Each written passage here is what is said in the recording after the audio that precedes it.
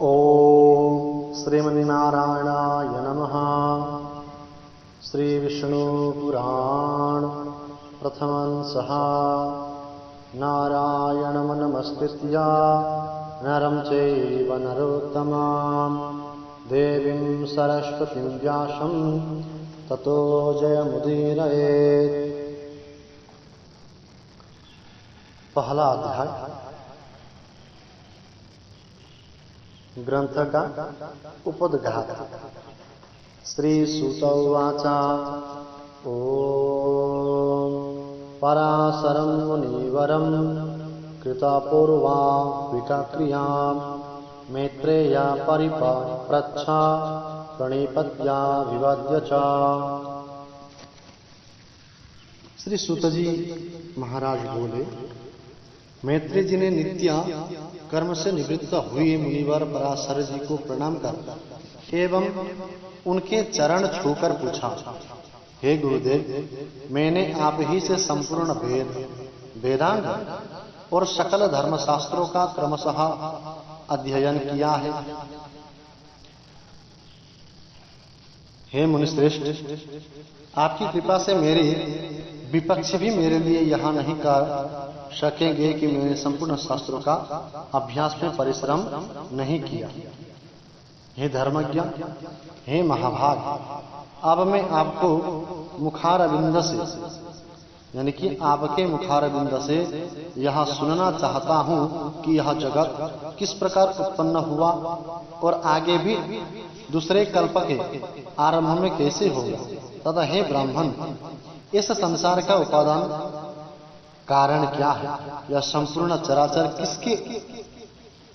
किससे उत्पन्न हुआ? यह पहले किससे लीन था और आगे किसमें लीन हो जाएगा? इसके अतिरिक्त आकाश आदि भूतों का परिणाम, समुद्र, पर्वत तथा देवता आदि की उत्पत्ति, पृथ्वी का अधिष्ठान और सूर्य आदि का परिमाण तथा उनका आधार, देवता आदि के वंश, मनु, मनवंतर, बार बार आने वाले चारों युगों में विभक्त कल्प और कल्पों के विभाग, प्रलय का स्वरूप, युग के पृथक पृथक संपूर्ण धर्म, देवर्षि और राजर्षियों के चरित्र, श्री व्यास जी कृत वैदिक शाखाओं की यथावत रचना तथा ब्राह्मणादि वर्ण और ब्रह्मचार्यादि आश्रमों के धर्म, ये सब हे महामुनि शक्तिनंदन में आपसे सुनना चाहता हूँ। हे ब्राह्मण, आप मेरे प्रति अपना चित्त प्रसादोन्मुख कीजिए, जिससे हे महामुनि मैं आपकी कृपा से यह सब जान सकूं। श्री पराशर जी बोले, हे धर्मज्ञ मैत्रेय, मेरे पिताजी के पिता श्री वशिष्ठ जी ने जिसका वर्णन किया था, उस पूर्व प्रसंग का तुमने मुझे अच्छा स्मरण कराया, इसके लिए तुम धन्यवाद के पात्र हो। हे मैत्रेय, जब मैंने सुना कि पिताजी को विश्वामित्र की प्रेरणा से राक्षस ने खा लिया है, तो मुझको बड़ा भारी क्रोध हुआ। तब राक्षसों का ध्वंस करने के लिए मैंने यज्ञ करना प्रारंभ किया। उस यज्ञ में सैकड़ों राक्षस जलकर भस्म हो गए।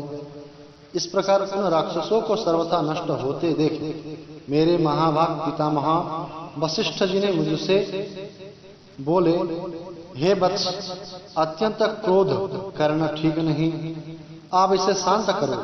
राक्षसों का कुछ भी अपराध नहीं है। तुम्हारे पिता के लिए तो ऐसा ही होना था। क्रोध तो मूर्खों को ही हुआ करता है, विचारवानों को भला कैसे हो सकता है? भैया, भला कौन किसको मारता है? पुरुष स्वयं ही अपने किए का फल भोगता है। हे प्रियव्रत अथवा हे प्रियवर, यह क्रोध तो मनुष्य के अत्यंत कष्ट से संचित यश और तप का भी प्रबल नाशक है। हे तात, इस लोक और परलोक दोनों को बिगड़ने वाले इस क्रोध का महर्षिगण सर्वदा त्याग करते हैं। इसलिए तू इसके वशीभूत मत हो अब इन बेचारे निरपराध यानी कि निरपराध राक्षसों को दग्ध करने से कोई लाभ नहीं। आपने इस यज्ञ के समाप्त करो। साधुओं का धन तो सदा क्षमा ही है। महात्मा दादी जी के इस प्रकार यानी कि उनके जो दादा है, महात्मा दादा जी के इस प्रकार समझाने पर उनकी बातों को गौरव का विचार करके मैंने यह यज्ञ समाप्त कर दिया। इससे मुनिश्रेष्ठ भगवान वशिष्ठ जी बहुत प्रसन्न हुए। उसी समय ब्रह्मा जी के पुत्र पुलस्त्य जी वहां आए। हे मैत्रेय, पितामह वशिष्ठ जी ने उन्हें अर्घ्य दिया। तब वे महर्षि पुलह के श्रेष्ठ यानी कि ज्येष्ठ भ्राता महाभाग पुलस्त्य जी आसन ग्रहण करके मुझसे बोले। पुलस्त्य जी कहते हैं, तुमने चित्त में बड़ा भेदभाव रहने पर भी अपने बड़े बूढ़े वशिष्ठ जी के कहने से क्षमा स्वीकार की है, इसलिए तुम संपूर्ण शास्त्रों के ज्ञाता होगे। हे महाभाग, अत्यंत क्रोधित होने पर भी तुमने मेरी संतान का सर्वथा मूलोच्छेद नहीं किया। अतः मैं तुम्हें एक और उत्तम वर देता हूं। हे वत्स, तुम पुराण संहिता के वक्ता होगे और देवताओं के यथार्थ स्वरूप को जानोगे तथा मेरे प्रसार से तुम्हारी निर्मल बुद्धि, प्रवृत्ति और निवृत्ति, भोग और मोक्ष की उत्पन्न करने वाले कर्मों में निस्संदेह हो जाएगी। पुलस्त्य जी की इस तरह कहने के अनंतर फिर मेरे पितामह भगवान वशिष्ठ जी बोले, पुलस्त्य जी ने जो कुछ कहा है वहां सभी सत्य होगा। हे मैत्रेय, इस प्रकार पूर्व काल में बुद्धिमान वशिष्ठ जी और पुलस्त्य जी ने जो कुछ कहा था वह सब तुम्हारे प्रश्न से मुझे स्मरण हो आया है। अतः हे मैत्रेय, तुम्हारे पूछने से मैं उस सब संपूर्ण पुराण संहिता को तुम्हें सुनाता हूँ। तुम उसे भली प्रकार ध्यान देकर सुनो। यह जगत विष्णु से उत्पन्न हुआ है, उनमें स्थित है, वही इसकी स्थिति और लय के करता है तथा यह जगत भी वे ही है